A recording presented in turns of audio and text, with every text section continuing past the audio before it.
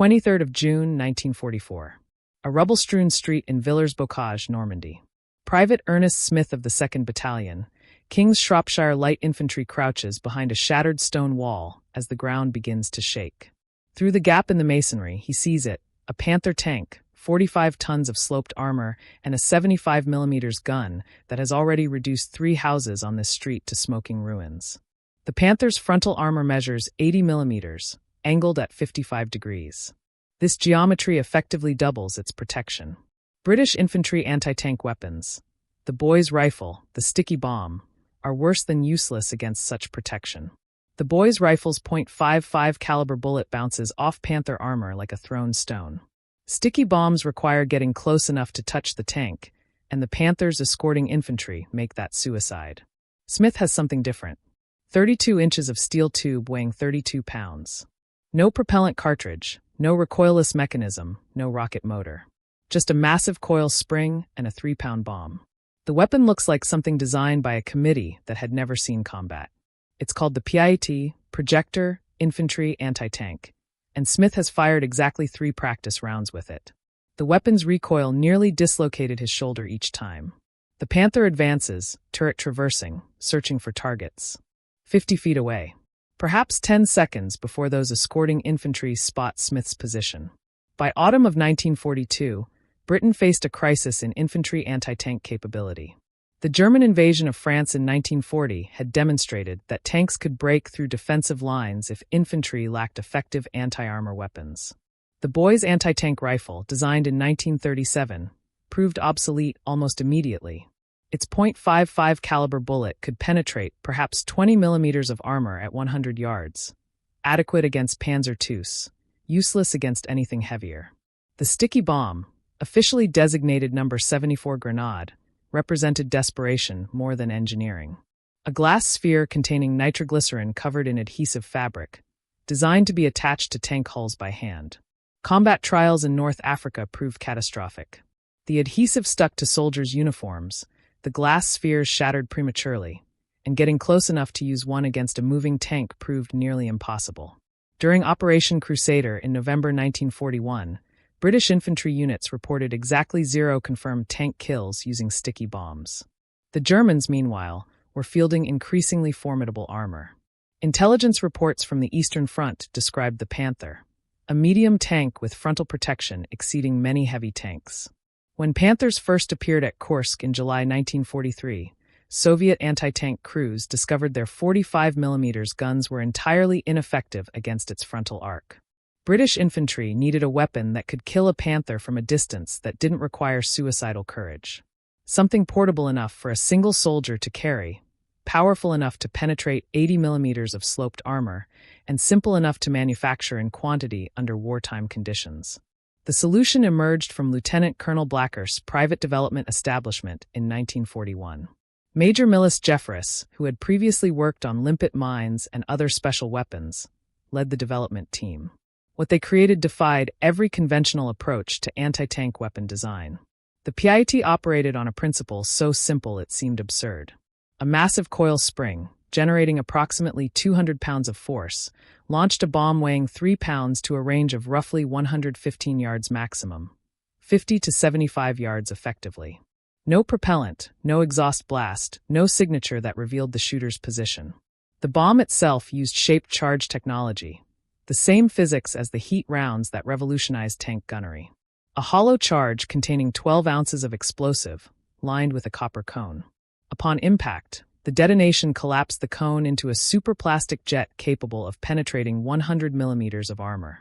The critical innovation was the impact-fused design, sensitive enough to detonate on contact with armor, robust enough to survive the violent spring launch. The spring mechanism presented extraordinary engineering challenges. The weapon had to be cocked by hand, requiring the operator to compress the spring against 200 pounds of resistance. The standard procedure involved bracing the weapon against the ground and using body weight to force the cocking lever forward.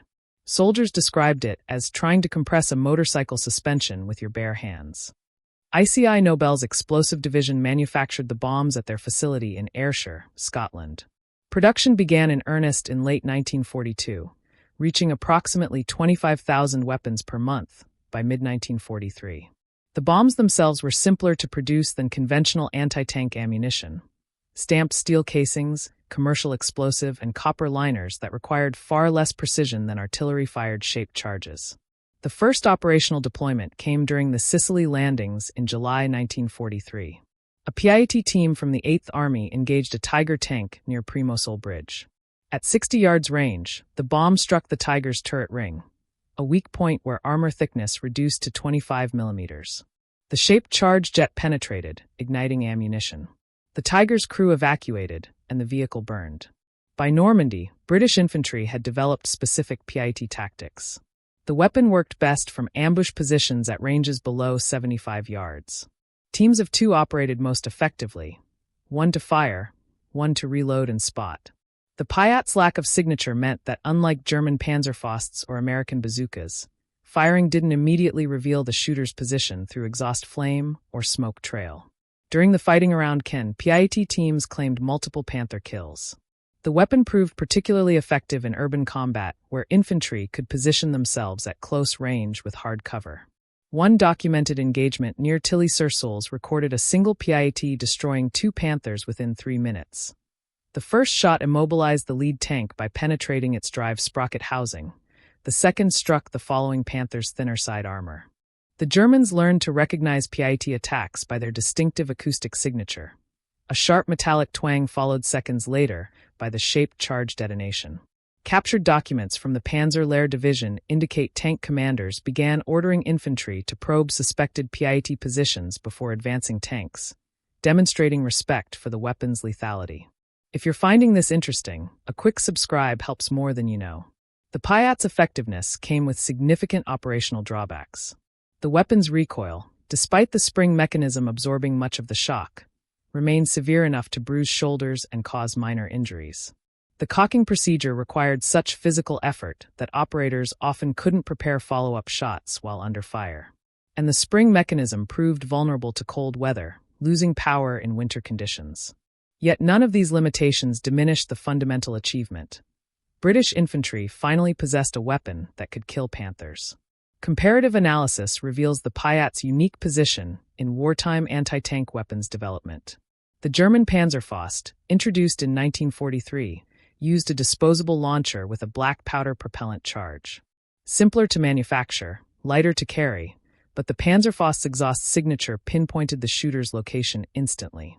The American bazooka, developed in 1942, used a rocket motor that similarly revealed firing positions through exhaust flame. The PIAT's spring mechanism, for all its awkwardness, provided genuine tactical advantage in one critical aspect: stealth. PIAT teams could fire, displace, and fire again without revealing their positions through visual signatures. This proved invaluable in defensive combat, where prepared positions allowed infantry to ambush advancing armor repeatedly. Soviet forces received PIATs through Lend-Lease but apparently favored their own PTRD anti-tank rifles and RPG-43 anti-tank grenades. Post-war Soviet analysis acknowledged the PIAT's shaped charge effectiveness, but criticized its weight and cocking difficulty.